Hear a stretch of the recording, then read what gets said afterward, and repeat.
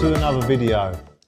This is a gym where we talk about people's cars, everyday people, and go into detail about their car, but more so about men's mental health. So what better place to do it than a gym and talking about what a lot of men love, cars. I certainly do anyway. And this particular car belongs to me. Now this, as most of you will probably have already seen, not only is very dirty, but there's reason for that. And I've just brought it in from the rain. But this is a Mk7 Golf GTI performance pack. And we'll talk a little bit more about it in a bit.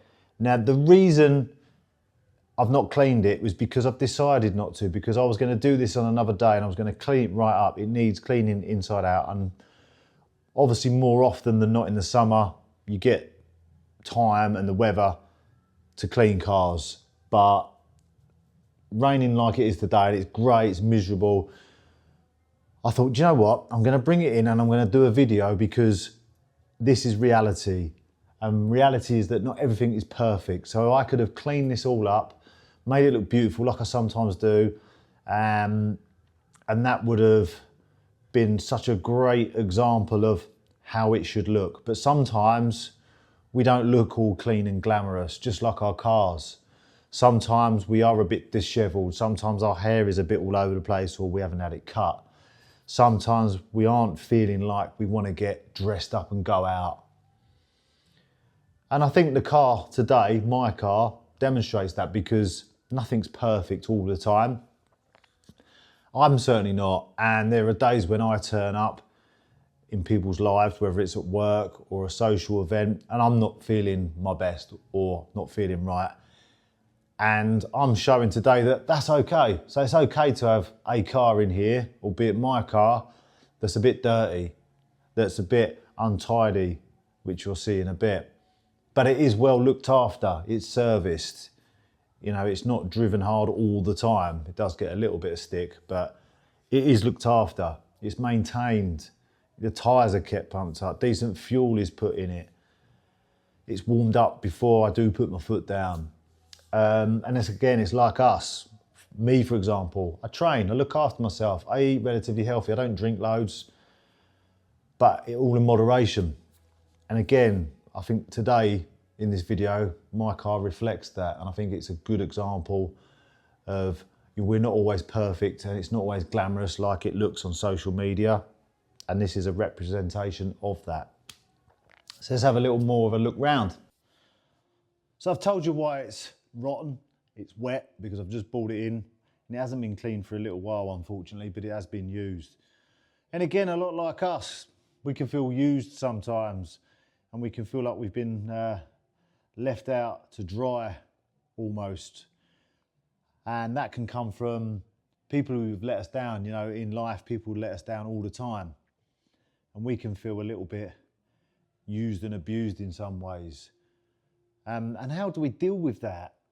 I think sometimes it's hard to get over a relationship or a friendship where someone's let you down. How do we move on from that? Well, some people can just say that, you know, they've done me wrong, so I'm just going to get on with life. But it cuts quite deep when it's someone who's been in your life for a long time and has made promises and they've hurt you in some way. I've done it to people, I've had people do it to me. Again, nobody's perfect, but it's how we come back from that. And I think being open and honest for me is one way of dealing with those kind of situations that occur in life. But moving back to the car now. I had these wheels, the same style wheels, Santiago 19-inch wheels on it before, but they were just silver, and then these ones came up second-hand. So rather than get the other ones polished and have all that rig and roll of taking them off, getting them done without the car, and you know, being without a car for a few days, I just bought these ones, sold the other ones. And as you can see on the face, even though they're dirty, they are polished on the outside with the black inserts, excuse the noise, with the black inserts on the inside there. Obviously the old Volkswagen badges that came fresh with these as well, because the other ones were starting to scab up a bit. And over to the front, which we'll go to in a minute, we'll have a quick look at that, where they are bigger brake calipers on there. They are bigger brakes. It has a little bit more power. I think it's only something like 10 extra brake horsepower compared to the standard GTI, because this is the performance pack, which you wouldn't notice any difference with that, although I have had this one mapped so it's at stage 1, and it does go.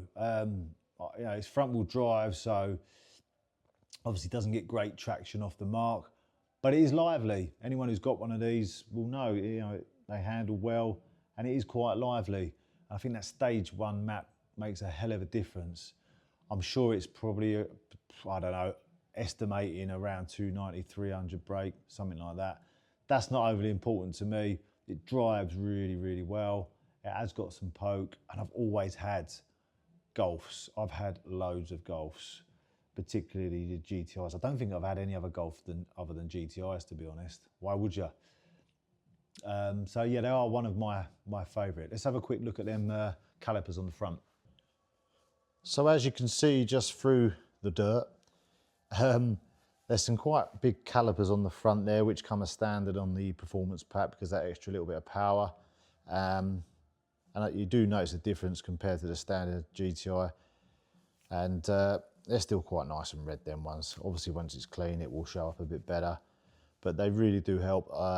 Yeah, it's not all about power. It's suspension and brakes. Obviously, if anyone who knows about cars and has done track days like I have, you know that the suspension and the brakes are just as important, if not more. If you can't stop, you're not getting very far, are you?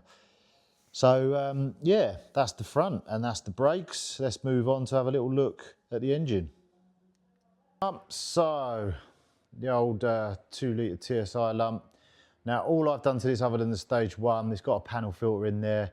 Obviously you can see the pipe that I've put in there, and then you've got the elbow that goes into the turbo, which I've very easy mod to do, just a little bit oversized, so it just breathes a bit better, gets a bit more air coming into that turbo, which it was recommended to do. And I think it makes a lovely difference to the drive and the acceleration. Obviously it's not a rocket ship, but it goes well for what it is, and in my experience these engines are pretty reliable. Obviously I've had it serviced I've had it, what, nearly a year now. I've had it serviced, just about to get the DSG serviced as well, because this is a DSG. I don't know if all the performance pack are. I think you can get these in manual, I'm sure you can. Correct me if I'm wrong, but to be honest, that DSG box is smooth, it's really good. I haven't had that mapped at all. I don't want to take away the safety parameters on it. But yeah, quite an easy lump to work on, I would say. I'm no mechanic, as I always say. I don't know a great deal about cars. I've just got a huge passion about them. But there it is, tidy. So with my particular car, we've got the tartan cloth interior, which I actually really like because that's retro from the Mark 1 days. I do like that, don't get me wrong. Some quality wing backs in leather would be great, but these actual seats are very comfortable. They hold you in really well. The bolster on that is really good. And it's up to 100,000 now, this car. But it's a blinding little car, it really is. Interior in the back's really good in these. And again, that tartan going all the way through. Now, as I said at the beginning, it's dirty. I make no apologies. Let me get my keys. Let's grab my keys quickly.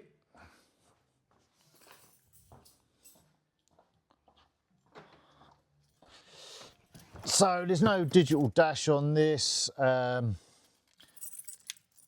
Everything as you'd expect. Obviously you've got the DSG there. Got your sat nav in this. Let's turn that off before it blares out music. All your usual stuff. Got heated seats. Again, I don't know if that comes as standard with these, but that gearbox. The only thing I'd say about this one is when it comes to a stop, and I hate start stop. I should have had that mapped out. I turn that off all the time. I absolutely hate it. But when you do come to a stop and you pull away, it takes a second or two to pull off, and I'd say it's a little bit jolty. I don't know if it's normal or what, but it's the only thing I would criticise it with. But in terms of acceleration and that selecting, you know, going into the next gear, because I believe there's 2 clutches in there, it's already engaged, ready for the next gear. So you've got different clutches for first, third, and fifth. So it's already there engaged and just makes such a smooth transition. Obviously you've got your flappy paddles on this one. And there she is. Let's have a little start up.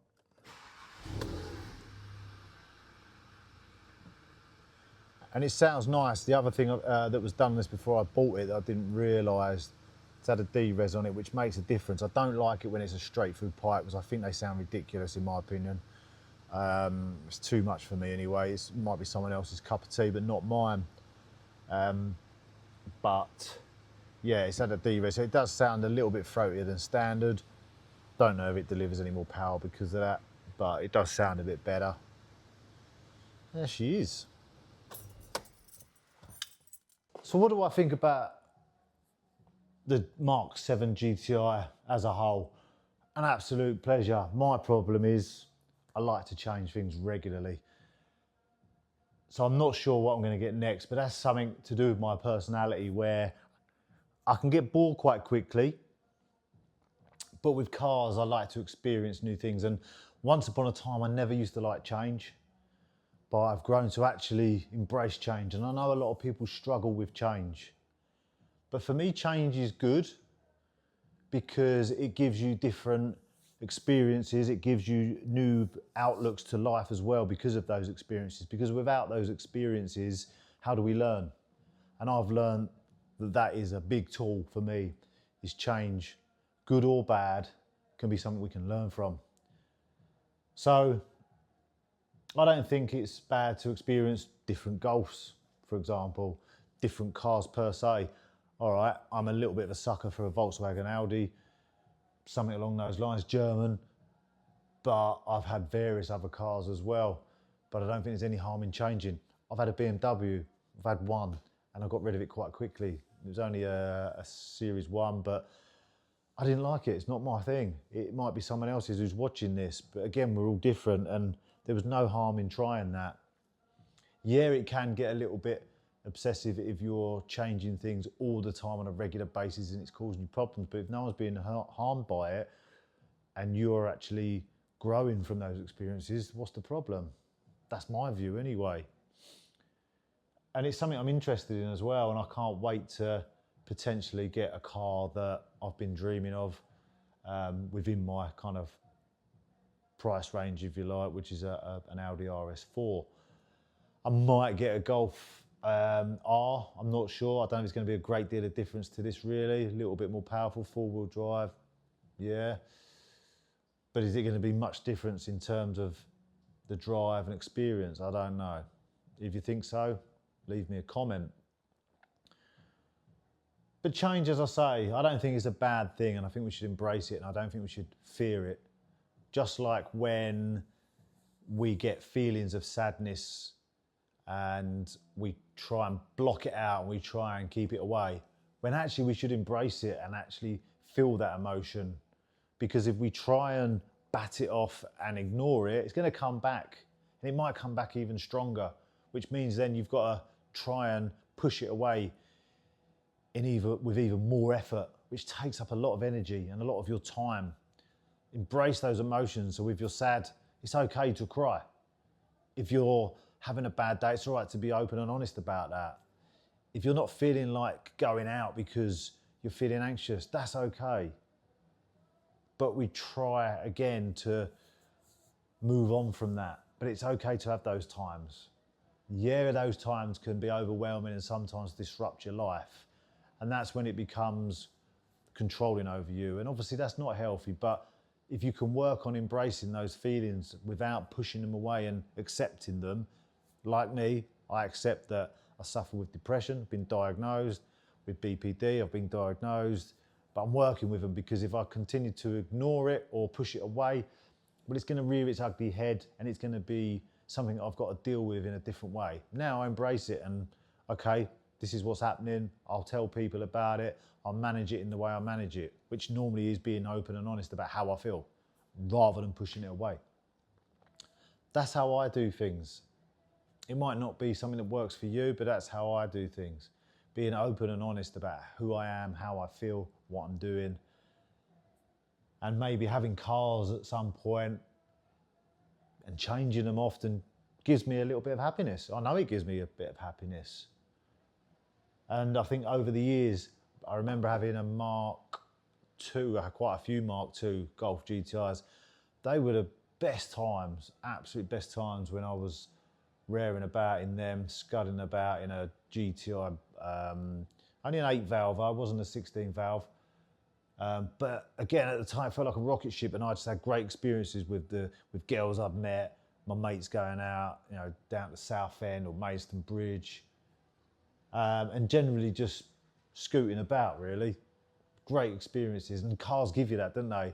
Great memories. If you are a car enthusiast, and you're taking maybe a slow drive out with mates or on your own, or sometimes going for a drive because you're stressed and you listen to music, get a bit of open road, put your foot down, obviously in a safe, controlled way, not going over speed limits, of course. But that can be what helps you. I know it's helped me.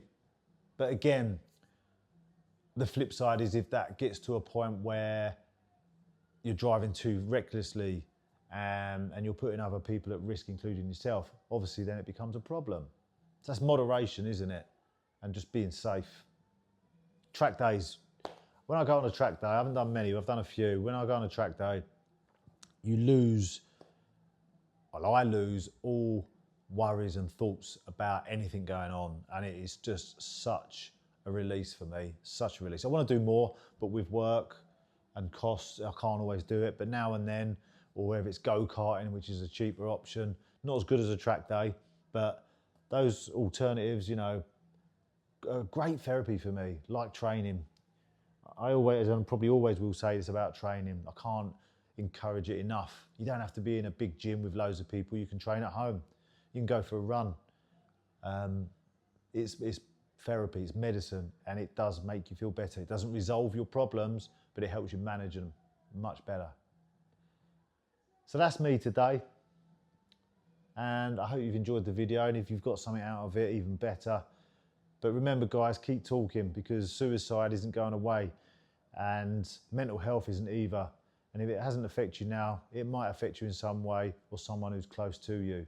So keep talking, keep checking in with people, and ultimately be safe. And remember, you're not alone. Take care.